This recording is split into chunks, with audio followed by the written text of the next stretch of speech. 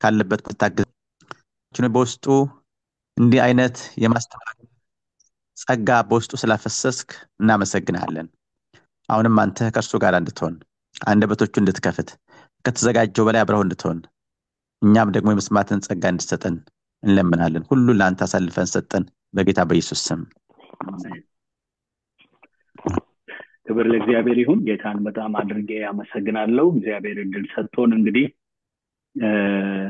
የጢሞቴዎስን መጽሐፍ የአንደኛ ጢሞቴዎስን መጽሐፍ ከኔ ጋር ማጥናት ከጀመርን አሁን 5ኛ ሳምንታችን ነው የሚሆነው እና እግዚአብሔር የተመሰገነ ይሁን። ጌታ ሲረዳ ነው እንግዲህ ሁሉ ነገር የሚሆነውና እግዚአብሔርን ስለዛ አመሰግናለሁ። እንግዲህ ከዚህ ቀደም በነበሩን ጊዜያቶች 4 ክፍሎችን እንዳጠናን እናስታውሳለን። የመጀመሪያው ክፍል 1 መግቢያውን ተነጋግረን ነበረ። ከዛ ሰፋ ያለ መግቢያ ከሰጠን በኋላ ደግሞ ክፍል 2 የመንፈሳዊ አባትና ልጅ ግንኙነት ብለን ተመለከትን። ከዛ በኋላ ደግሞ ክፍል 3 የአዲስ ኪዳን ትሩፋቶች በሚል ተመለከትን እና ላስት ዊክ ደግሞ ክፍል 4ን የስህተት አስተማሪዎችና ትምህርታቸው በሚል ሐሳብ እንደተመለከትን እናስታውሳለንና ያው ይሄ መልእክት የተጻፈው ለወጣቱ ጢሞቴዎስ ለወጣት አገልጋይ ለሆነው ለጢሞቴዎስ የኤፌሶን ቤተክርስቲያን በዛ ሆነው በኤፌሶን ቤተክርስቲያን እየተካሄደ የነበረውን ወይም ደግሞ በመካከል የነበረውን የስህተት ትምህርት ዲፌንድ እንዲያደርግ እንዲመግብ ትክክለኛው የሆነውን የወንጌል ትምህርት እንዲያስተምር በጳውሎስ አሳይን እንደተደረገ በሐዋርያነት ተልእኮን እንደተላከ ተመልክተን ነበረ እና ዛሬም ከዛ የቀጠለውን ሐሳብ ነው የምንመለከተው። እንግዲህ ስለ ሐሰተኛ ትምህርትና አስተማሪዎቻቸው ሰፋ አድርገን ላስዊክ ተመልክተናል። አሁን ዛሬ ደግሞ እንድንመለከት ያሰብኩት ከላስት ዊክ ከምዕራፍ 1 ከቁጥር 3 እስከ 11 ተመለከትን። ዛሬ ደግሞ ከቁጥር 11 እስከ 16 ያለውን ሐሳብ እዛው ምዕራፍ 1 ላይ እንድንመለከት ነው ያሰብኩት እና ጳውሎስ ስለ ሐሰት አስተማሪዎች ይናገራል። የሐሰተኛ አስተማሪዎች መልካቸው ምን እንደሆነ ትምህርታቸው ምን እንደሆነ ምን ብለው እንደሚያስቡ ምን ብለው እንደሚያስተምሩ የትምህርታቸው ደግሞ ሐሰትነት የቱ ጋር እንዳለ ጳውሎስ በሰፊው ካሳየ በኋላ ግን ደግሞ በዛ ብቻ ቢተዋቸው ትክክል አይሆንም ማለት ምን ማለት ነው? ሐሰተኛ የሆነውን ነገር ብቻ ሁሉ ጊዜ ስለ ሐሰት ተናግረን አንዘልቀውም። ሐሰት ብዙ ስለሆነ ማለት ነው መልኩ ብዙ ስለሆነ ሐሰትን ከማጥናት እውነተኛውን ማጥናት ሐሰቱን ለመለየት ይበጃልና ስለዚህ ጳውሎስም ስለ ሐሰተኛው ነገር ቢነግራቸውም እንኳን ነገር ግን ደግሞ ስለ ሐሰተኛው በመንገር ብቻ አይደለም መጽሐፉንና ሐሳቡን የሚጠቀልለው ወይም ደግሞ እየገፋ የሚሄደው የእውነተኛውን ወንጌል ምንነት በመናገርና በማሳየት ነውና በዚህም ዘመን በእኛም ዘመን እንግዲህ ብዙ አይነት ሐሰት የሆነ ብዙ ነገር አለና ሐሰት የሆነውን ነገር ብቻ ከማጥናት ወይም ደግሞ ሐሰተኛ የሆነውን ነገር ከማወቅ እውነተኛ የሆነውን ነገር ብናውቅ ኢዚ በሆነ ወይ ሐሰተኛ የሆነውን ነገር አይደንቲፋይ ማድረግ እንችላለንና ጳውሎስ ከዚህ የተነሳ ስለ እውነተኛው ወንጌል የሚናገረው ነገር አለ ስለ ሐሰተኛው ብቻ ሳይሆን ስለ እውነተኛው ወንጌል እንዲያውም ሰዎች እውነተኛው ወንጌል ትክክለኛው ወንጌል የቱ እንደሆነ እንዲያውቁ ሞር ሲጥር የምንመለከተው ጳውሎስ በዚህ ላይ ነውና የሐሰቱን የሆነውን ነገር ጀስት አይደንቲፋይ ለማድረግ ምን እንደሆነ ትምህርታቸው መልካቸው ምን እንደሆነ ለመናገር ያክል ነው እንጂ ብዙ ገብቶ ዲቴል ስለነሱ የሚያስተምረው እንዲናቸው እንደዛ ናቸው የሚለው ነገር በብዙ የለውም በሌሎቹ መልእክቶቹ ላይ ስትመለከቱ ማለት ነው። እና ግን ሞሮፍ ደግሞ ሊናገርና ሊያስጨብጥ የሚፈልገው ስለ እውነተኛው ወንጌል እና ዛሬ በዚህ ማለዳም ከኔ ጋራ የምንካፈልበት ሐሳብ እውነተኛ ወንጌል የሚል ይሆናል። እውነተኛ ወንጌል ስለ ሐሰተኛው ተናግሯል። ላስት ዊክ በሰፊው ተመልክተናል። ግን ደግሞ እውነተኛ አለ ይላል ጳውሎስ እና እውነተኛው ከሐሰተኛውን ለመለየት ሐሰተኛውን ሳይሆን ማወቅ ያለብን እውነተኛውን ነው። የእግዚአብሔር ቃል በዛ ክፍል ላይ እንደዚህ ይላል። ክፍሉን በማንበብ ሞክራለሁ። እንደዚህ ጀምራለሁ። እንደዚህ ይላል ቁጥር 11 ላይ የብሩክ እግዚአብሔርንም ክብር እንደሚገልጥ ለኔ አደራ እንደተሰጠኝ ወንጌል የሆነው ደህና ትምህርት ለሚቃወም ለሌላው ነገር ሁሉ ሕግ እንደተሰራ እንጂ ለጽድቅ እንዳልተሰራ ሲያውቅ ነው። ለአገልግሎቱም ሾመኝ፣ ታማኝ አድርጎ ስለቆጠረኝ ኃይልን የሰጠኝን ክርስቶስን ኢየሱስን ጌታችንን አመሰግናለሁ። አስቀድሞ ተሳዳቢና አሳዳጅ አንገላችም ምንም ብሆን ይህን አደረገልኝ። ነገር ግን ሳላውቅ ባለማመን ስላደረግኩት ምህረትን አገኘው። የጌታችን ጸጋ በክርስቶስ ኢየሱስ ካሉ ከእምነት ከፍቅር ጋር አብልጦ በዛ። ኃጢአተኞችን ሊያድን ክርስቶስ ኢየሱስ ወደዚህ ዓለም መጣ የሚለው ቃል የታመነና ሁሉ እንዲቀበሉት የተገባው ነው። ከኃጢአተኞችም ዋና እኔ ነኝ። ስለዚህ ግን የዘላለም ሕይወት ለማግኘት በእርሱ ያምኑ ዘንድ ላላቸው ሰዎች ምሳሌ እንድሆን ኢየሱስ ክርስቶስ ዋና በመሆን በእኔ ላይ ትዕግስቱን ሁሉ ያሳይ ዘንድ ምህረትን አገኘው እያለ ጳውሎስ ስለ እውነተኛ ወንጌል ምንነት ስለ ሐሰተኛ ወንጌል ምንነት ከተናገረ በኋላ ስለ እውነተኛ ወንጌል ምንነት ከራሱ ሕይወት ተነስቶ አንድ ትክክለኛ ወንጌል በሰው ሕይወት ውስጥ በአንዲት አጥቢያ ቤተክርስቲያን ውስጥ ሊያደርጉ የሚችለውን ነገር በዚህ ክፍል ላይ ተንትኖ ሲናገር እንመለከታለን። እንደምታውቁት የባንክ ሰራተኞች ፌክ የሆነ ቢል ኖት የገንዘብን ኖት ስለመለየት ምክንያቱም ብዙ የሚታሰብ የሚመስል ግን ትክክል ያይደለ ስለሚሰራጭ እና በየአካባቢው ሰዎች እውነት እየመሰላቸው ያንን ኖት ስለሚጠቀሙ እንዲሁም ደግሞ አልፎም ደግሞ ባንክ ቤት ድረስ እንኳን እንደዚህ አይነት ኖቶች ይሄዳሉ እና የባንክ ቤት ሰራተኞችን ባንኮች ምን ብለው ይላሉ? ሐሰተኛውን ቢል ኖት ቢል ከማሳየት ይልቅ ወይም ደግሞ እሱን እንዲያጠኑ ከማድረግ ይልቅ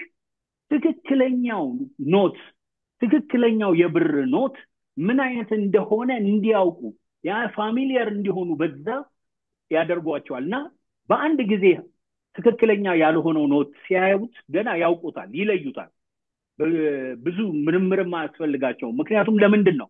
ከትክክለኛው ኖት ጋራ ጊዜ ስላጠፉ ከትክክለኛው ኖት ጋራ በሚገባ ስለተዋወቁ ሐሰተኛውን አይደንቲፋይ ማድረግ ይችላሉ። አሁን በዚህ ዘመን ወገኖቼ በአንድ ሳይዱ ያለ ችግር ምንድነው? ከእውነተኛውና ትክክለኛው ወንጌል ጋር በጣም የተጣበቀ ነገር ስለሌለ ሐሰተኛ ሲመጣ እውነት የሚመስለንና የምንከተልበት ጊዜ ብዙ ነው እና ባንኮች ምን ያደርጋሉ? እውነተኛው የሆነው ነገር ላይ ፎከስ እንዲያደርግ። ምክንያቱም ሐሰተኛውማ ብዙ ነው። ስንቱን አጥንተው ስንቱን አይተው ስንቱን ተመልክተው ይጨርሱታል። ስለዚህ እውነተኛው ግን አንድ ነው፣ ብዙ አይደለም። የሚያስት ብዙ ቢኖርም እውነተኛ ግን ሁሉ ጊዜ አንድ ነው።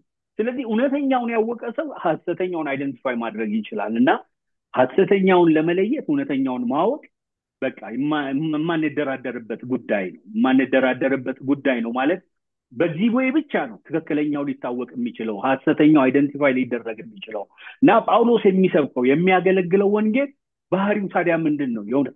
የእውነተኛ ወንጌል ባህሪ ምንድነው? ጳውሎስ በዚህ ክፍል ላይ ከራሱ ተነስቶ የሚለን ነገር አለ ስለ እውነተኛ ወንጌል። የመጀመሪያ ጳውሎስ በዚህ ክፍል ላይ ስለ እውነተኛ ወንጌል የነገረን ነገር እዛው ቁጥር 11 ላይ ምን ይላል? የብሩክ እግዚአብሔርን ክብር እንደሚገልጥ ይላል። ክብር ለጌታ ይሁን።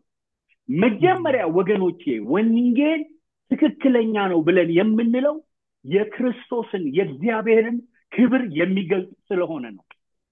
ጌታ የተመሰገነ ይሁን። ሌሎቹ የእግዚአብሔርን ክብር የሚያጎድሉ ናቸው። ሐሰተኛ የሆኑ ወንጌሎች የክርስቶስን የእግዚአብሔርን ክብር የሚያጎድሉ ናቸው። ጳውሎስ ግን ምን ይላል? የብሩክ እግዚአብሔርን ክብር እንደሚገልጥ ለኔ አደራ እንደተሰጠኝ ወንጌል ይላል። ስለዚህ ትክክለኛ ወንጌል ምንድነው ካልን የእግዚአብሔርን ክብር የሚገልጥ ነው። ክብር ለእግዚአብሔር ይሁን። ይሄ የእግዚአብሔር ክብር የሚለው ሐሳብ መጽሐፍ ቅዱስ ስለ እግዚአብሔር ክብር ሲያወራ ከዘፍጥረት ጀምሮ ከብሉይ ኪዳን ጀምሮ ስንመለከት ይሄ የእግዚአብሔር ክብር የሚባለው ነገር በሁለት እንደተገለጠ እንመለከታለን። የመጀመሪያው ማኒፌስቴሽን ነው ማለት ሁለተኛው ነው ማኒፌስቴሽን። የመጀመሪያው የእግዚአብሔር ክብር መገለጥ ሲባል ምንድነው የእግዚአብሔር ክብር መገለጥ? መጽሐፍ ቅዱስ ይልቁንም አዲስ ኪዳን የእግዚአብሔር ክብር መገለጥ ብሎ የሚያስተምረን ነገር ምንድነው? የክርስቶስ ኢየሱስን በስጋ መገለጥ ነው። ክብር ለእግዚአብሔር ይሁን። ኢየሱስ ክርስቶስ የእግዚአብሔርን ክብር ገልጦታል። የተገለጠ የእግዚአብሔር ክብር ማን ነው ከተባለ ኢየሱስ ክርስቶስ ነው። እና ወንጌል አንድ የሚያደርገው ነገር የብሩክ እግዚአብሔርን ክብር ምን ያደርጋል? ይገልጣል። የናዝሬቱ ኢየሱስን ይገልጠዋል። እግዚአብሔር ልጅን ኢየሱስ ክርስቶስን ይገልጠዋል። ምክንያቱም አንድስ እንኳን እግዚአብሔርን ያየው አንድስ እንኳን የለም፣ ግን በቅፉ ያለው ልጁ ምን አለው ነው የሚለው መጽሐፍ ቅዱስ፣ ተረከው ይለናል። ክብር ለእግዚአብሔር ይሁን። ስለዚህ የእግዚአብሔር ክብር ማኒፌስት ያደረገው የተገለጠው በክርስቶስ በኩል ነው። ክርስቶስ ኢየሱስ በስጋ ሲገለጥ እግዚአብሔር ክብር ተገለጠ። ስለዚህ ወንጌል የብሩክ እግዚአብሔርን ክብር ምን የሚል ነው? የሚገልጥ ነው። በሌላ አማርኛ ማንን የሚገልጥ ነው? ክርስቶስን የሚገልጥ ነው። ክርስቶስ ነው የእግዚአብሔር ክብር። ክብር ለእግዚአብሔር ይሁን። ኤፒፋኒ የሚለው አረፍተ ነገር ስለ ክብር፣ የእግዚአብሔር ክብር ስለመገለጥ ሁለት ቃላቶች አሉ። የመጀመሪያው ኤፒፋኒ የሚለው ነው። the manifestation of Christ to the world። የእግዚአብሔር ልጅ የኢየሱስ ክርስቶስ መገለጥ ክብር ነው። ኤፒፋኒ ራሱ ማለት ክብር ማለት ነው። ግን ይሄኛው ክብር ግን በልጁ በኢየሱስ ክርስቶስ መገለጥ ውስጥ ያለ ክብር ነው። ክብር ለእግዚአብሔር ይሁን። ስለዚህ ጳውሎስ ምን ይለናል? አንድ ትክክለኛ ወንጌል ሁልጊዜ ትክክለኛነቱ የሚታወቀው የእግዚአብሔርን ክብር የሚገልጥ ሲሆን ነው ይለናል። ክብር ለእግዚአብሔር ይሁን። አሁን በዚህ ዘመን የሰው ክብር፣ የብዙ ነገር ክብር፣ የእግዚአብሔርን ክብር ሳይሆን የአገልጋይ ክብር፣ የሆነ የተቀባ ሰው ክብር፣ የሆነ አይነት ክብር የሚገልጥ ብዙ አይነት ወንጌል አለ። ግን ወገኖቼ ትክክለኛ ወንጌል የመጀመሪያ ተቀዳሚ ተግባሩ ምንድነው ከተባለ የእግዚአብሔርን ክብር ይገልጻል። ያም የእግዚአብሔር ክብር ደግሞ የናዝሬቱ ኢየሱስ ክርስቶስ ነው። እግዚአብሔርን የመምሰል ምስጢር ያለ ጥርጥር ታላቅ ነው። በስጋ ምን ያለ የተገለጠ፣ በመንፈስ የጸደቀ፣ ለመላእክት የታየ፣ በአሕዛብ የተሰበከ፣ በዓለም የታመነ፣ በክብር ያረገ ይለዋል። ይሄ እግዚአብሔርን መምሰል ያለ ጥርጥር ታላቅ ነው ይልና በስጋ ምን ያለ የተገለጠ። ክብር ለእግዚአብሔር ይሁን። የመጀመሪያው የእግዚአብሔር ክብር ወገኖቼ ሌላ ነገር አይደለም። የእግዚአብሔር ክብር ራሱ የናዝሬቱ ኢየሱስ ነው። ስለዚህ የእግዚአብሔርን ክብር የሚገልጥ ነው ብለን ስንል ወንጌል ኢየሱስ ክርስቶስን የሚገልጥ ነው። ኢየሱስ ክርስቶስ ነው የእግዚአብሔር ክብር። ኤፒፋኒ እግዚአብሔር ስጋ ለበሰ፣ የእግዚአብሔር ክብር ተገለጠ። እግዚአብሔርን ማንም ያየው የለም። ቃል ስጋ ሆነ፣ ጸጋንና እውነትን ተሞልቶ በእኛ አደረ። አንድ ልጅም ከአባቱ ዘንድ እንዳለው ክብር የሆነውን ክብሩን አየን እንደሚል ያንን ክብር፣ ያ ማኒፌስቴሽን በእግዚአብሔር ዘንድ ያለውን ክብር የገለጠ ትልቁ መገለጥ ማን ይባላል? ኢየሱስ ክርስቶስ ይባላል። እና ወንጌል ይሄንን ክብር ካልገለጠ ወንጌል አይደለም። ወንጌል ኢየሱስን የሚገልጥ ነው። የእግዚአብሔርን ክብር የሚገልጥ ነው። የእግዚአብሔር ክብር ደግሞ ኢየሱስ ክርስቶስ ነው። እግዚአብሔር ሌላ ክብር የለውም ወገኖቼ። የእግዚአብሔር ክብር ኢየሱስ ክርስቶስ ነው። የእግዚአብሔር ክብር ኢየሱስ ክርስቶስ ነው። ታስታውሳላችሁ አይደለ? ፊልጶስ ጌታ ሆይ አብን አሳየንና ይበቃናል ሲል ይሄን ያክል ዘመን ከናንተ ጋር ስኖር አታውቀኝምን? እኔን ያየ ማንን አየ? አብን አየ። እግዚአብሔር መገለጥ፣ የእግዚአብሔር ክብር ካልን ራሱ እግዚአብሔር ከሆነ የእግዚአብሔር ክብር ማለት የእግዚአብሔርን ክብር ከሆነ የምንፈልገው የእግዚአብሔር ክብር ደግሞ የእግዚአብሔር ማንነት ደግሞ ራሱ ኢየሱስ ክርስቶስ ነው። ራሱ እግዚአብሔር ነውና ምን አለው ለፊልጶስ? አብን ያየ እኔን ያየ ማንን አየ? እግዚአብሔርን አብን አየ አለው። ክብር ለእግዚአብሔር ይሁን። ስለዚህ የመጀመሪያው ወንጌል የሚያደርገው ነገር እግዚአብሔርን ክብር ይገልጻል። ግን የእግዚአብሔርን ክብር ሲገልጥ በመጀመሪያ ደረጃ የሚገልጠው የትኛውን አይነት ክብር ነው? ኢየሱስ ክርስቶስን ነው። የእግዚአብሔርን ክብር የሆነውን ክርስቶስን ነው የሚገልጠው ይለናል ጳውሎስ። ይሄ ብቻ ግን አይደለም። የእግዚአብሔር ክብር በሌላ ሳይዱ ደግሞ ስንመለከተው ማኒፌስቴሽን ነው፣ መገለጥ ነው። በተለያየ መንገድ በህዝቡ መካከል መስራት ነው። ይሄኛው ደግሞ ቴዎፋኒ ይባላል። በግሪክ ወርድ ቴዎፋኒ ማለት the appearance of God፣ እግዚአብሔር ቪዚት ሲያደርግ፣ እግዚአብሔር ሲገለጥ፣ እግዚአብሔር ሴንስ በሚደረግ መልኩ በመካከል ሲሆን ማለት ነው። ያ ኤፒፋኒ በክርስቶስ ኢየሱስ እግዚአብሔር የገለጠው የራሱን ክብር ነው የሚያሳየው። ይሄ ቴዎፋኒ ደግሞ እግዚአብሔር በስራው የሚያሳየው በህዝቡ መካከል የሚያደርገውን ነገር ነው የሚናገረው። ስለዚህ አንድ ወንጌል ሊሆን የሚችለው እነዚህ ሁለቱን ነገሮች ይይዝ ነው። የትኛው የመጀመሪያውን ክብር ማን ነው? የመጀመሪያው ክብር እሱ የናዝሬቱ ኢየሱስ ክርስቶስ ነው። እሱ ነው የእግዚአብሔር ክብር። በሁለተኛ ደረጃ ግን ማኒፌስቴሽን ነው። ትክክለኛ ወንጌል ባለበት ወንጌል በሚሰበክበት ቦታ የእግዚአብሔር ክብር ይገለጣል። ወገኖቼ የእግዚአብሔር ክብር ይገለጥና በሰዎች መካከል የሚሰራው ስራ ይኖራል። ብዙ ጊዜ እንዲያውም የመጽሐፍ ቅዱስ አዋቂዎች ምን ብለው ይናገራሉ? የእግዚአብሔር ክንድ እንዲገለጥ ካስፈለገ ወንጌል መስበክ አማራጭ የሌለው ጉዳይ ነው ብለው ይናገራሉ። መጽሐፍ ቅዱስንም ስናጠና ወንጌል የተሰበከባቸው ቦታዎች ላይ ነው ብዙ ሚራክልስ የተሰሩት። ሚራክልስ ወገኖቼ ካለ ወንጌል ሊሆን አይችልም። ወንጌል ሲሰበክ ይሄ የምስራች በሰዎች ጆሮ ሲደርስ እግዚአብሔር ክብሩን መግለጥ ይጀምራል፣ ማኒፌስት ያደርጋል፣ ቴዎፈኒ ይሆናል። ክብር ለእግዚአብሔር ይሁን። ጳውሎስ ራሱ የምታስታውሱ ከሆነ በአንደኛ ቆሮንቶስ ምዕራፍ 2 ቁጥር 4-5 ድረስ እምነታችሁ በእግዚአብሔር ኃይል እንጂ በሰው ጥበብ እንዳይሆን ቃሌም ስብከቴን ኃይልን በመግለጥ ነበር እንጂ በሚያባብል በጥበብ ቃል አልነበረም። በበሰሉት መካከል ግን ጥበብን እናገራለን፣ የዚህች ዓለምን ጥበብ አይደለም እያለ ሲናገር እንመለከታለን። ምን እያላቸው ነው? እኔ ወንጌልን በሰበክኩላችሁ ጊዜ የሚገለጥ ማኒፌስት የሚያደርግ የእግዚአብሔር ክብር ነበረ። ምክንያቱም በዛች ቤተክርስቲያን የእግዚአብሔር ኃይል የሚጠሙ ሰዎች ነበሩ። አይሁዳውያን ነበሩ፣ ደግሞ የግሪክ ሰዎች ነበሩ። ስለዚህ ሁለት አይነት ጎራ ያላቸው ሰዎች ነበሩ። ኃይል የሚጠሙ ሰዎች ሁልጊዜ ኃይል ስለሚጠሙ ያንን ነገር ይፈልጉ ነበርና ጳውሎስ ምን አላቸው? እኔ በመካከላችሁ በነበርኩ ጊዜ በሰው ጥበብ አልመጣሁም፣ እንዲሁም ቃሌም ስብከቴ ኃይልን በመግለጥ ነበረ እንጂ ይላል። ክብር ለእግዚአብሔር ይሁን። ወንጌል ሲሰበክ የሚገለጥ ነገር አለ፣ የሚገለጥ ክብር አለ፣ የእግዚአብሔር ክብር አለ። ክብር ለእግዚአብሔር ይሁን። ስለዚህ የመጀመሪያው ሐሳብ ትክክለኛ ወንጌል ምን አይነት ነው ካልን የእግዚአብሔርን ክብር የሚገልጥ ነው። አሜን። የእግዚአብሔርን ክብር የሚገልጥ ነው። የሰው ክብር የሚገልጥ አይደለም። የቤተ ክርስቲያንንም ክብር የሚገልጥ አይደለም። በዚህ ቦታ እግዚአብሔር እንዲያደረገ ሊባልም አይደለም። እግዚአብሔር የሚሰራው ወንጌል እንደዛ አይደለም። እንደዛ ሲሆን ይያዛል። እግዚአብሔር ሊሰራ ያለው ነገር ይያዛል። ሰዎችንም ለማጉላት አይደለም፣ ምንም ለማጉላት አይደለም፣ ክርስቶስን ለማጉላት ነው። የሚያጎላ ነው ትክክለኛ ወንጌል። ክብር ለእግዚአብሔር ይሁን። ስለዚህ ትክክለኛ ወንጌል በምን ይለያል? ኢየሱስ ክርስቶስን ተቀዳሚ አድርጎ የእግዚአብሔርን ክብር ተቀዳሚ አድርጎ የሚሄድ የእግዚአብሔር ወንጌል ነው ማለት ነው ትክክለኛ ወንጌልና ጳውሎስ በዚህ ትክክለኛውን ወንጌል ሲናገር የትክክለኛውን ወንጌል ባህሪ ሲናገር እንመለከታለን። ይሄ ብቻ አይደለም። ጳውሎስ ምን ይላል?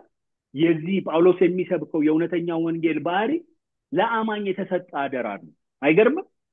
ይሄ የከበረ ወንጌል የብሩክ የእግዚአብሔርን ክብር የሚገልጥ ወንጌል ግን የተሰጠው ለአማኝ ነው። በአደራ መልክ ነው እኛ ጋር ያለው። አይገርምም? እናንተ በጣም የከበረ ነገር ቢኖራችሁ ልትሰጡ የምትችሉት ሰው በጣም የከበረ ያንን ነገር ማድረግ ይችላል ብላችሁ ያመናችሁት ሰው ነው። ግን አይገርምም? ይሄ ወንጌል የከበረ ወንጌል፣ የእግዚአብሔርን ክብር የሚገልጥ ወንጌል፣ ትክክለኛ ወንጌል ለማን ተሰጠ ይላል? ለአማኝ በአደራ መልክ ተሰጠ። ራሱ ጳውሎስ ምን ይላል? ለእኔ አደራ እንደተሰጠኝ ወንጌል ይላል። ክብር ለእግዚአብሔር ይሁን። ሃሌሉያ። አንዳንድ ጊዜ እጃችን ላይ ስላለ ሊቀልብን ይችላል፣ ግን የከበረ ነው እና ጳውሎስ ምን ይላል? ለእኔ አደራ ተሰጠኝ። ለእኔ ለአሳዳጅ ለነበርኩት፣ ላልገባኝ ለነበርኩት ሰው፣ ክርስቶስን አሳድድ ለነበረ ሰው ጌታ ኢየሱስ ክርስቶስ ከተገናኘኝ በኋላ ካበራልኝ በኋላ አደራውን ሰጠኝ ይላል። ክብር ለእግዚአብሔር ይሁን። ወገኖች ትክክለኛ ወንጌል በሰዎች ዘንድ ነው በአደራ መልክ ያለው፣ በአማኞች ዘንድ ነው በአደራ መልክ ያለው። ለቤተ ክርስቲያን ነው የተሰጠው። ማለት ምን ማለት ነው? ትክክለኛ ያልሆነ ወንጌል ካያችሁ ግሩፕ አለው። የህግ ከሆነ ህግ የሚያውቁ ሰዎች ወይም ደግሞ ለዛ ቲፎዞ የሆኑ ሰዎች የነሱ ወንጌል ነው። ይሄኛው ወንጌል ግን በትክክለኛ መንገድ እግዚአብሔርን የሚከተል ኢየሱስ ክርስቶስን እንደ ግል አዳኙ የተቀበለ ሰው ይሄ የዚህ ወንጌል አደራ ምን ብሎታል? ተሰጥቶታል ይለናል። ክብር ለእግዚአብሔር ይሁን እና የብሩክ የእግዚአብሔር ክብር እንደሚገልጥ ይልና ለእኔ ደግሞ አደራ ተሰጠ ይላል። በጣም የማይመሳሰል ነገር ወይም ደግሞ ምንድነው አይረኒ ነው የሚሉት፣ በጣም የሚቃረን የሚመስል ነገር። በጣም የከበረ ደግሞ ለእኔ ይላል። ክብር ለእግዚአብሔር ይሁን። በጣም የከበረ ግን ለእኛ የተሰጠን ነገር አለ።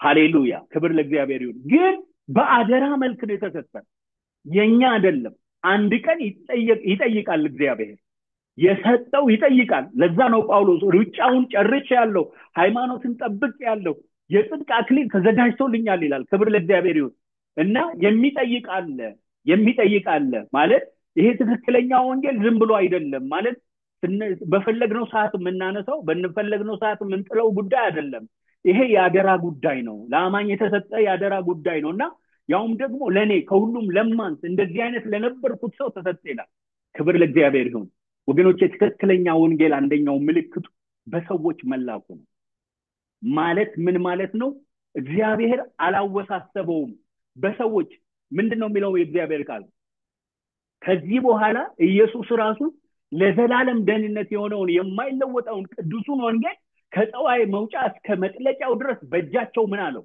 ላከው ይላል ክብር ለእግዚአብሔር ይሁን የሆነ በሰዎች እጅ ነው የተቀመጠው እግዚአብሔር ሰጥቷል ለሰዎች ይህን ወንጌሉን ማለት ነውና የሆነ የተለየ ሰው የለም አደራውን ለመቀበል የተለየ ሰው የለም ሁሉም አደራ ምን ተብሏል ተሰጥቶታል የትኛው ግን ሁሉም ሲባል በክርስቶስ ኢየሱስ ድኖ ያመነው ሰው አደራ ተሰጥቶታልና አንዱ የዚህ ወንጌል ባህሪ ምንድነው በአደራ መልክ በቅዱሳን መካከል መሆኑ ነው ይለናል እና ወንጌል ለሰው በሰው በኩል የተላከ መልእክት ነው ታውቃላችሁ መላእክቶች እኮ ይሄንን አሁን እኛ ያገኘነውን ህይወት በእግዚአብሔር በክርስቶስ በኩል የሰራውን ነገር ሊያዩ ይናፍቁ ነበር ይላል ግን ደግሞ እግዚአብሔር በእነሱ ሊሰራው አልፈለገም በመላእክት አይደለም ሊሰራው የፈለገው ወይም ደግሞ በተለየ አይነት ጥሪ ባላቸው ሰዎች ብቻ አይደለም ሊሰራ የፈለገው በደካማው በእኔ ይላል ለእኔ አደራ እንደተሰጠኝ እኔ ግን ይላል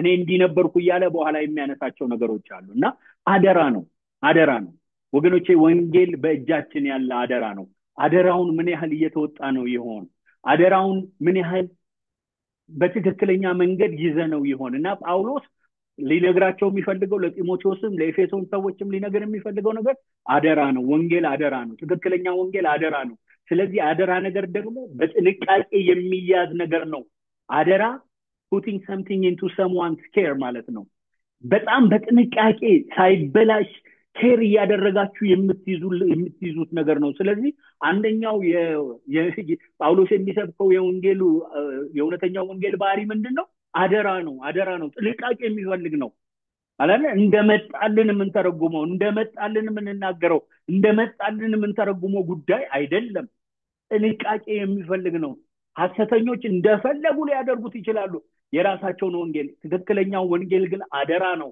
አደራ ማለት ኬር የሚያስፈልገው ነገር ማለት ነው እና ታማኝ አድርጎ ነው ደግሞ የሚሰጠን ታማኝ አድርጎ ቆጥሮ ለኔ ሰጠኝ ይላል ጳውሎስ እና ታማኝ ተደርገው በሰዎች እጅ እግዚአብሔር ተቆጥረው ካውንትድ ተደርገው ነው እንጂ ኳሊፋይ ተደርገው አይደለም የተሰጣቸው ወንጌል ለመስበክ ኳሊፋይ የሆነ ሰው የለም ካውንትድ የሆነ ሰው ግን አለ ክብር ለእግዚአብሔር ይሁን አሁን እኔ ወንጌልን ለመናገር የእግዚአብሔርን ቃል ለመናገር ኳሊፋይ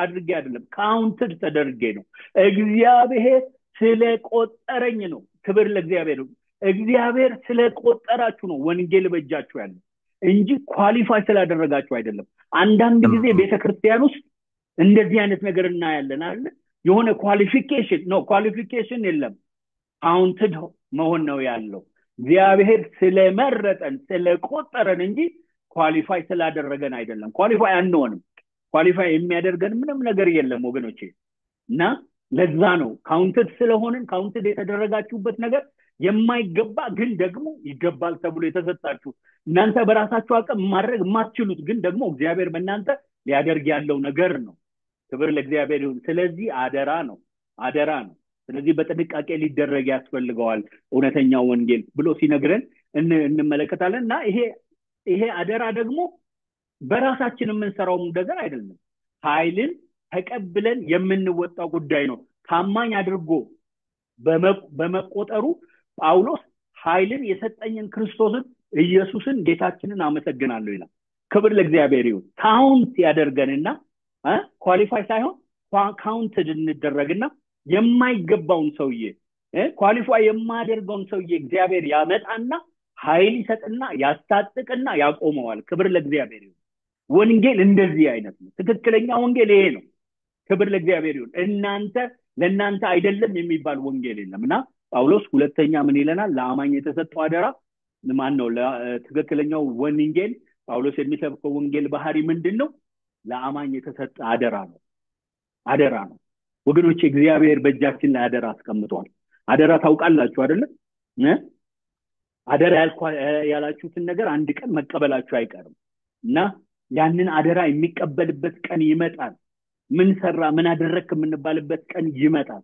እግዚአብሔር ይርዳን። ሁላችንም እግዚአብሔር በሚፈልገን ልክ የእግዚአብሔርን ሐሳብ ለማድረግ እግዚአብሔር ኃይልና ብርታትን ይስጠን። ሶስተኛው ጳውሎስ የሚሰብከው ወንጌል ባህሪ መልካም ዜና ነው። የብሩክ እግዚአብሔር ክብር እንደሚገልጽ ለኔ አደራ እንደተሰጠኝ ወንጌል ይላል። ወንጌል ማለት ጉድ ኒውስ ማለት ነው። ጉድ ኒውስ ማለት ነው መልካም ዜና ማለት ነው። ሄዳችሁ የግሪኩን ቃል ስትመለከቱ ኢቫንጌሊዮን የሚለው የግሪኩ ቃል በቀጥታ ሲተረጎም ጉድ ኒውስ ማለት ነው። ወንጌል ጉድ ኒውስ ነው። ከጉድ ኒውስ ውጪ ወንጌል የለም።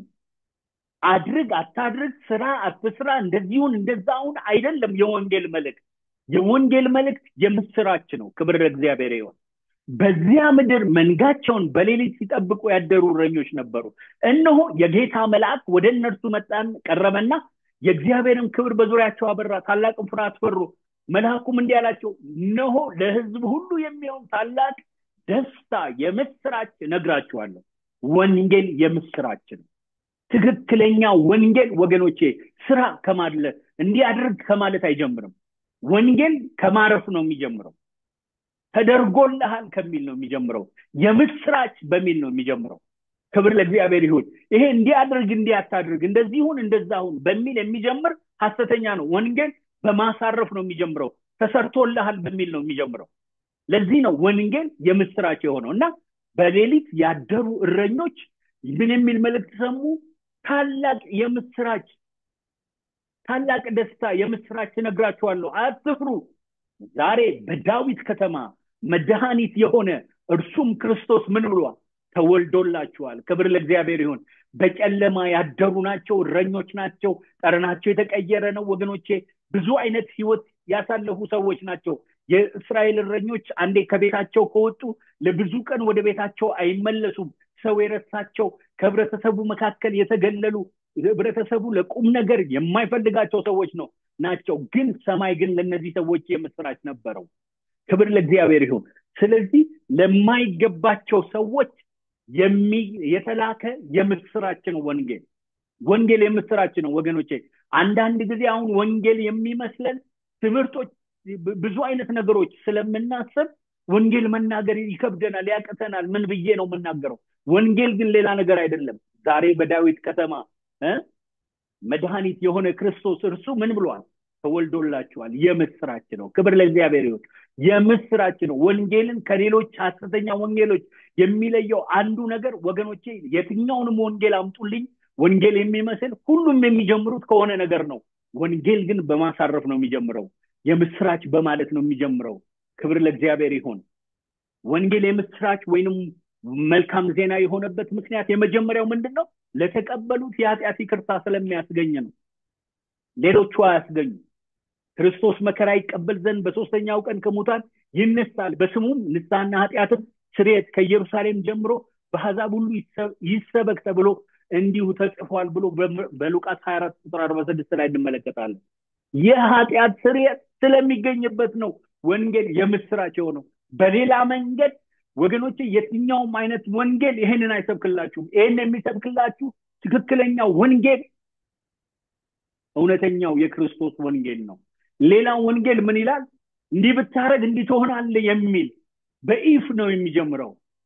ይሄኛው ትክክለኛው ወንጌል ግን በኢፍ አይደለም የሚጀምረው፣ ተፈጸመ በሚል ሃሌሉያ፣ ነፃ ወጥተሃል በሚል ሃሌሉያ። ክብር ለእግዚአብሔር ይሁን። ስለዚህ መልካም ዜና ነው። ሌላው ደግሞ ለተቀበሉት የእግዚአብሔርን ልጅነት ስለሚሰጥ ነው። ወንጌል የምስራች የሆነበት ምክንያት ለተቀበሉት የእግዚአብሔርን ልጅነት ስለሚሰጥ ነው። ለተቀበሉት የዘላለምን ህይወት ስለሚያስገኝ ነው። በኋላ ላይ ፖስት ስለማደርገው እዛ ላይ ታያቸዋላችሁ ቶሎ ቶሎ እንድል ብዬ ነው። ለተቀበሉ ግን በስሙ ለሚያምኑ ለእነርሱ የእግዚአብሔር ልጆች የሆኑ ዘንድ ምን አላቸው? ስልጣንን ሰጣቸው።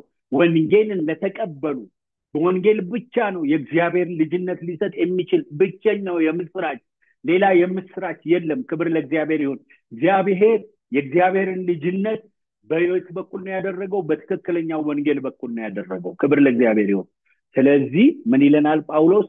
አንድ ወንጌል ትክክለኛ የሆነው እኔ የምሰብከው ወንጌል ትክክለኛ የሆነበት ምክንያት ምንድነው? ወንጌል መልካም ዜና ነው ይላል። ክብር ለእግዚአብሔር ይሁን። ጳውሎስ ለዛ ነው ብዙ ችግር ቢሰማ ብዙ አይነት ነገሮች ቢሰማም ግን ከመልካም ነገር ይጀምራል፣ ከወንጌል ይጀምራል። አላደል የጨለማው ላይ ብርሃን በማፈንጠቅ ይጀምራል። ክብር ለእግዚአብሔር ይሁን። ወንጌል እንደዛ ነው። ጨለማው መካከል ብርሃን ነው። ክብር ለእግዚአብሔር ይሁን። ሃሌሉያ። ስለዚህ መልካም ዜና ነው። ጉድ ኒውስ ነው። ጉድ ኒውስ ነው። ዛሬ ወገኖቼ ይህንን መልካም ዜና ወደምንናገርበት የእግዚአብሔር ክብር እግዚአብሔር ያስገባን።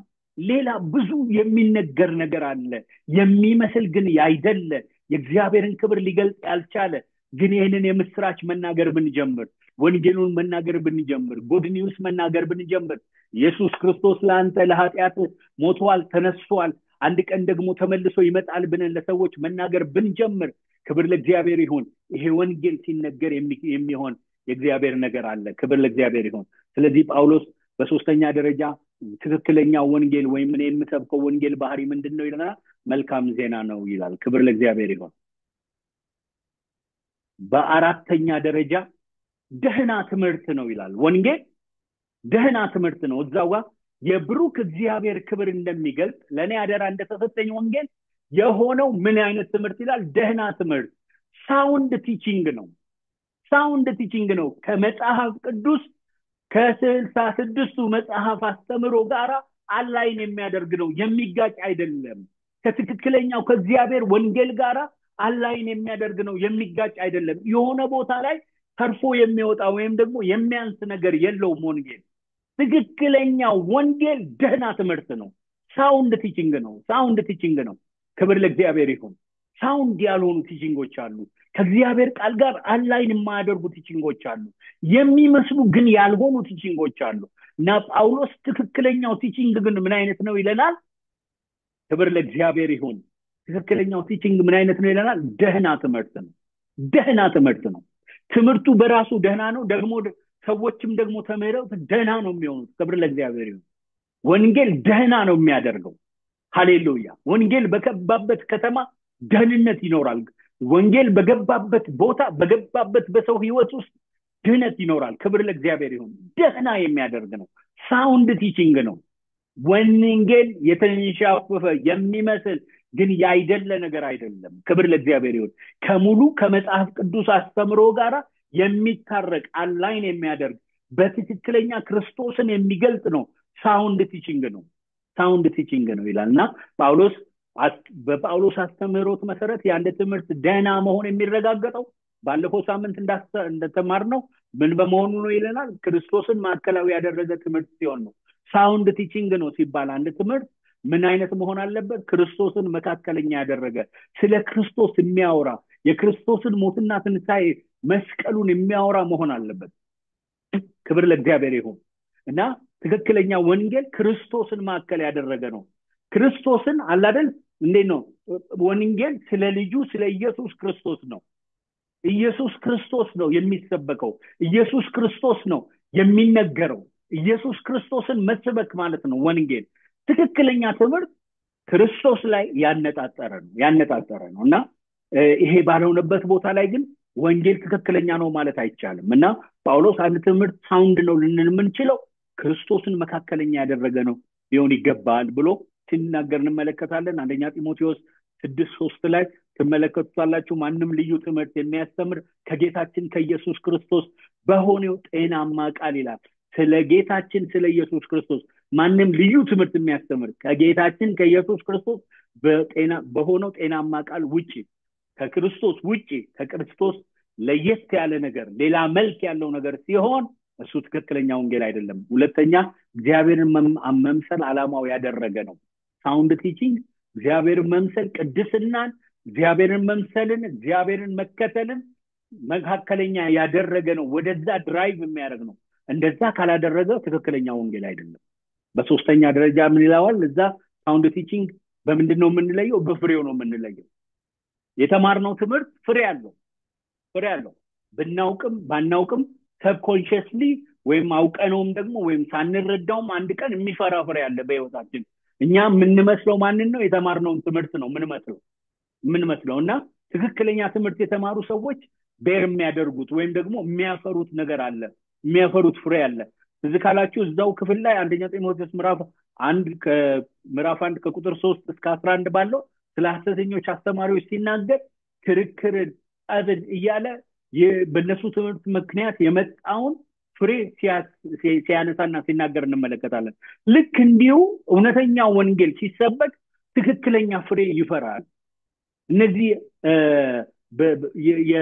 የመንፈስ ቅዱስ ፍሬዎች የምንላቸው በገላትያ 5:20 ላይ ያሉት እነዛ ሁሉ በሰው ህይወት ብቅ ማለት ይጀምራሉ ትክክለኛ ወንጌል ሲሆን በሰዎች ህይወት ይሄ መታየት ይጀምራል ብሎ ሲናገር እንመለከታለን ክብር ለእግዚአብሔር ይሁን ስለዚህ ደህና ትምህርት ወንጌል ትክክለኛ ወንጌል የሚመዘነው በምንድነው ትምህርቱ ደህና ሳውንድ ማለት ነው ሳውንድ ቲቺንግ ከመጽሐፍ ቅዱስ አስተምሮ ጋር አብሮ የሚሄድ ቲቺንግ መሆን አለበት ብሎ ሲል እንመለከታለን በዚሁ ክፍል ላይ በአምስተኛ ደረጃ ጳውሎስ የሚነግረን ህይወትን የሚለውጥ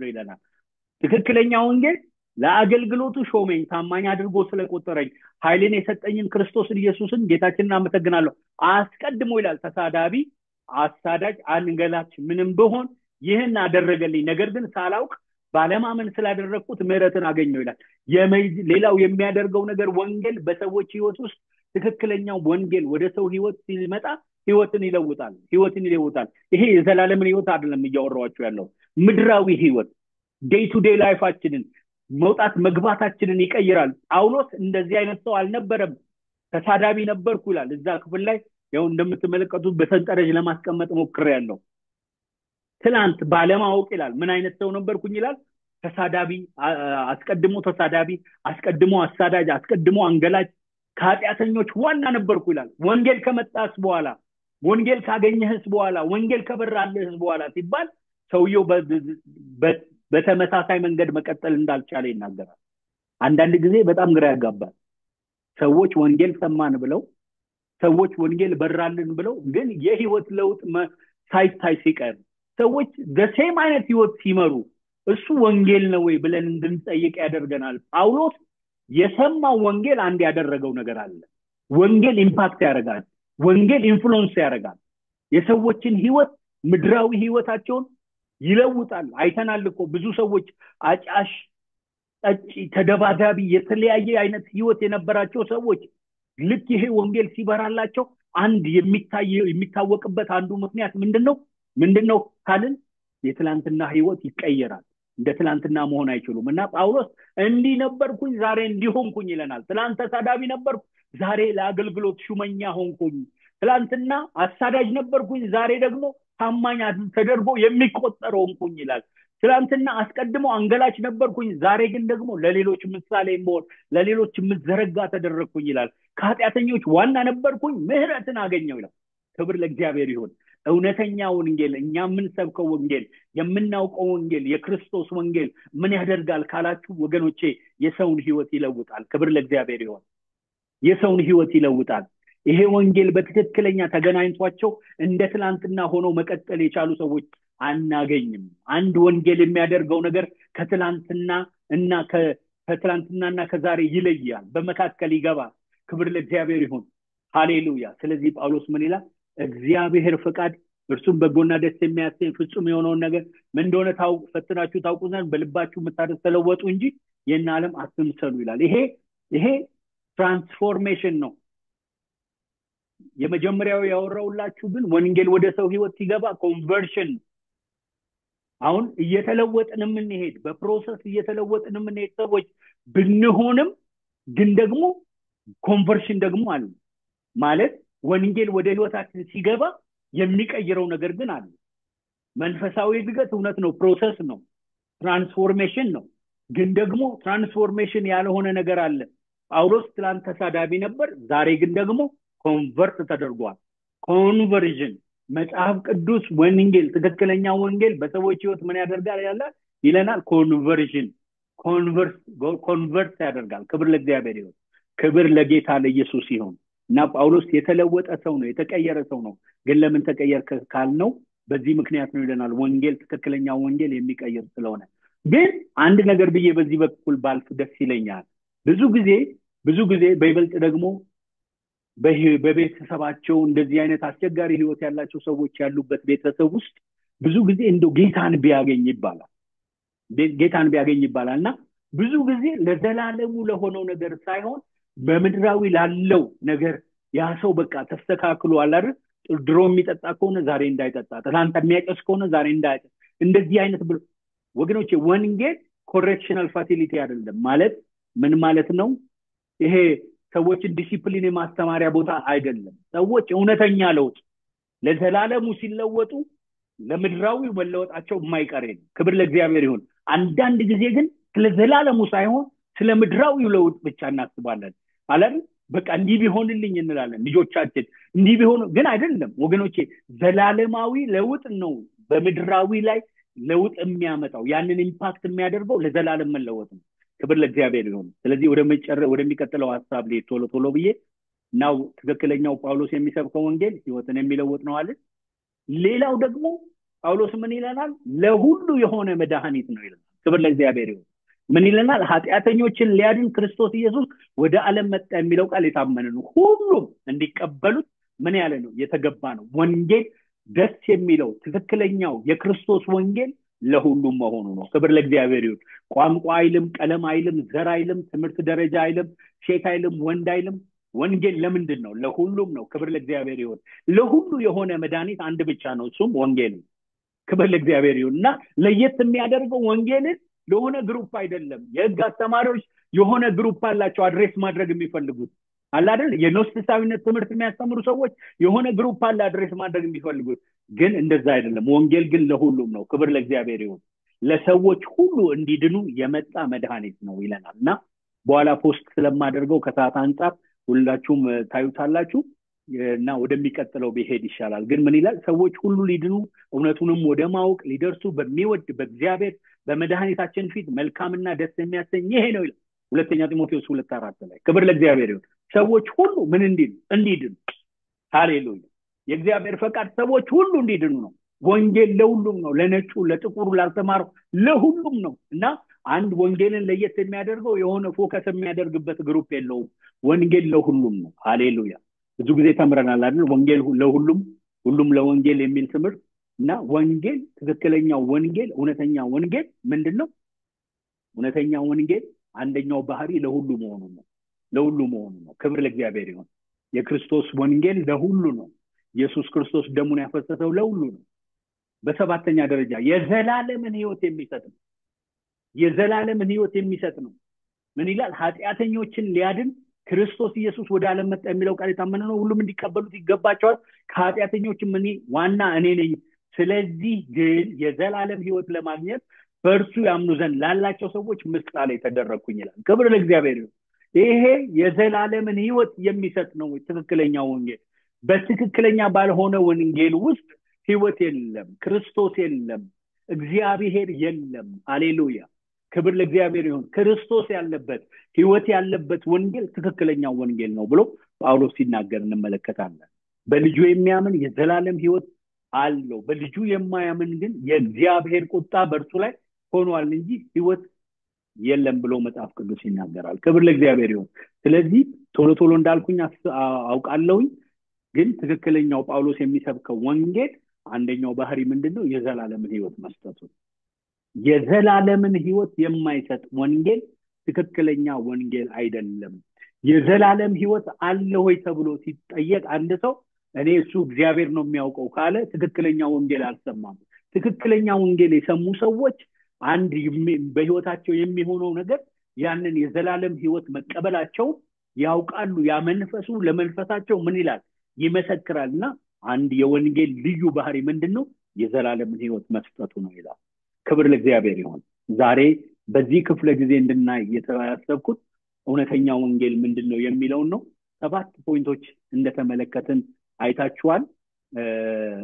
ይሄንን ፖስት ስለማደርገው አይኖ ቶሎ ቶሎ እንዳልኩኝ አውቃለሁኝ፣ ትመለከቱታላችሁ። አሁን ግን ከሰዓታችን አንጻር በዚህ ላይ አቆማለሁ እና የሳምንቱ ጥቅሳችን እንዲሆን ያሰብኩት በቃላችን እንድንይዘው ያሰብኩት ጥቅስ እዛው አንደኛ ጢሞቴዎስ 1:17 ላይ ያለው ሐሳብ ነው። ብቻውን አምላክ ለሚሆን ለማይጠፋው ለማይታየውም ለዘመናት ንጉስ ምስጋናና ክብር እስከ ዘላለም ድረስ ይሁን አሜን ይላል። ክብር ለእግዚአብሔር ይሁን። ጳውሎስ በህይወቱ የተደረገውን እግዚአብሔር ያደረገውን ይሄ ትክክለኛ ወንጌል ያደረገውን ነገር ከተናገረ በኋላ ክብር ለእግዚአብሔር ይሰጣል። ብቻውን አምላክ ለሚሆን ለማይጠፋው ለማይታየው ለዘመናት ንጉስ ምስጋናና ክብር እስከ ዘላለም ድረስ ይሁን አሜን ይላል። ክብር ለእግዚአብሔር ይሁን። ወንጌል ሁሉ ጊዜ መጨረሻው ለእግዚአብሔር ክብር የሚሰጥ ነው። የእግዚአብሔርን ክብር የሚገልጥ ነው። ከእንደገና የእግዚአብሔርን ክብር ደግሞ መልሶ ወደ እግዚአብሔር የሚወስድ ነው። ክብር ለእግዚአብሔር ይሁን። እዚህ እኛ ጋር የምናስቀረው ክብር የለም። በወንጌል ሰበብ እኛ የምንሆነው ነገር የለም። ወንጌል ሁሉ ጊዜ የእግዚአብሔርን ክብር ይገልጣል። የእግዚአብሔርን ክብር ወደ እግዚአብሔር ይወስዳል። ክብር ለእግዚአብሔር ይሁን። ጳውሎስ የእግዚአብሔር ክብር ተገልጦ በህይወቱ የሆነው ነገር አለ። ከእንደገና ደግሞ የእግዚአብሔር ክብር ብቻ አይደለም የተገለጠው፣ ከእንደገና ክብርን ደግሞ ለእግዚአብሔር ይሰጣል። ብቻውን አምላክ ለሚሆን ለማይጠፋ ለማይታየውም ለዘመናት ንጉስ ምስጋናና ክብር እስከ ዘላለም ድረስ ይሁን አሜን ይላል። ክብር ለእግዚአብሔር ይሁን። አሜን። ክብር ይሁንለት። ክብር ለናዝሬቱ ለጌታ ለኢየሱስ ይሁን። በዚህ ጨርሳለሁኝ። ጥያቄ ካለ እንግዲህ 1-5 ደቂቃ ነው የቀረን። ጥያቄ ካለ አለ፣ ከሌለ በዚሁ እንጨርሳለን። ሰላም ተባብለን። ጌታ ይባርክ። ፓስተር አላዛር በጣም ቆንጆ ትምህርት ነው። ተባረክ። መልካም አሜን አሜን። ተባረኩ። God bless you. አሜን። ተባረኩልኝ ሁላችሁም። እግዚአብሔር አብዝቶ ይባርክ። ወንድም አላዛር አሜን አሜን አሜን። ተባረክ። ተባረኩልኝ። አሜን። ቆይታም የተባረከ ይሁንልህ። አሜን እግዚአብሔር አሜን። አብዝቶ ይባርክ። ተባረኩ። እግዚአብሔር አብዝቶ ይባርክ። አሜን እግዚአብሔር ይባርክ አላዛር። አሜን። ተባረክልኝ። ሳልሻው እግዚአብሔር ይባርካችሁ። አላዛር አሜን እሺ፣ ተባረክልኝ ወንድሜ።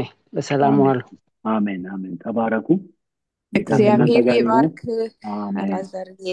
አሜን አሜን ተባረክ አላዛር። እግዚአብሔር ይባርክ። አሜን አሜን። አሜን ቴንክ ዩ ደቤ። ተባረኩ ሁላችሁም። እግዚአብሔር ይባርካችሁ። ሁላችሁንም ወዳችኋለሁ። መልካም ቀን ለአንተም። እኛም እንወዳለን። አሜን። ተባረኩ።